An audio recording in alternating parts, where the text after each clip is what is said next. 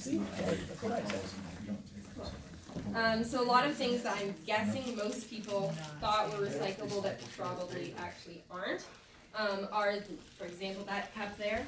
The Alpine Bait is actually not recyclable because of the wax coating in the inside, as well as obviously styrofoam. Any plastic bags aren't recyclable, as well as any shredded paper can't be recycled.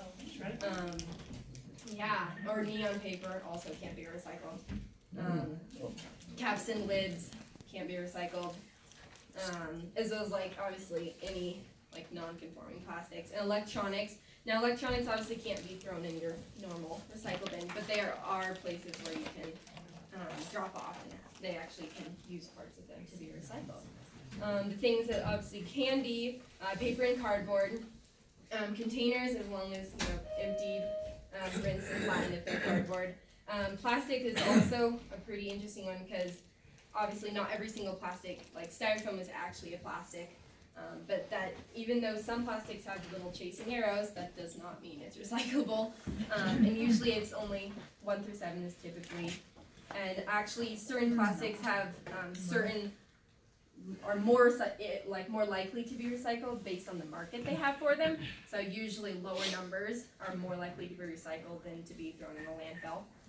And then metals are actually the best material to be recycled because you get like 74% back of the energy used to produce them while recycling them. These are just some pictures of things that are often recycled and not recycled. So Yampa Valley Sustainability Council has recently come out with a new waste sorting app. So it's like super easy to use and you can actually just search any material and find out if it's recycled or where it can be dropped off and what like facilities you can dispose of it or compost. It's on any app store, just Yampa Valley Recycles, and they actually have a waste sorting game that's pretty fun.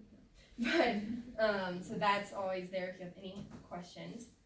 So how to recycle right? So even if you know what you're recycling, contamination is obviously a huge issue of recycling. So you want to make sure that there's no food waste, liquid, or contamination. So basically the rule of contamination is not necessarily the end of the world if you recycle something that has a little bit left in it. But contamination can slow down the recycling process, which then increases cost of the recycling and then decreases the value of it at the end, which is pretty much bad for everybody. So if you put a plastic bag in a recycle bin, it gets caught in the machinery, which then slows down everything and can actually make the entire process kind of end up in the landfill.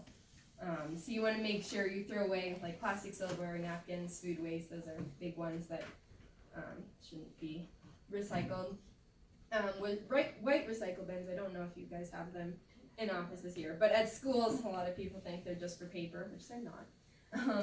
And then one thing that you want to try to do is make sure your recycling bin and trash bin are next to each other because then it makes people, actually makes it convenient to recycle. If you're not like, oh, well, the recycle bin's over there, I'll just put it all in the trash.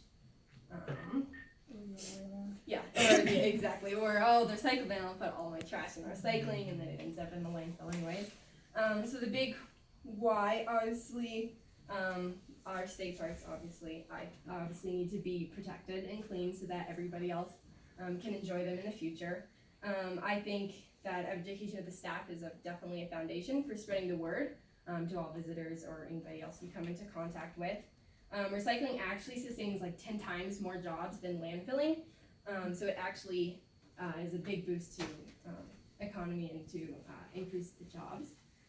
It's a simple, efficient way that everybody can do it to ensure a more sustainable future. So does anybody have any questions or comments about recycling?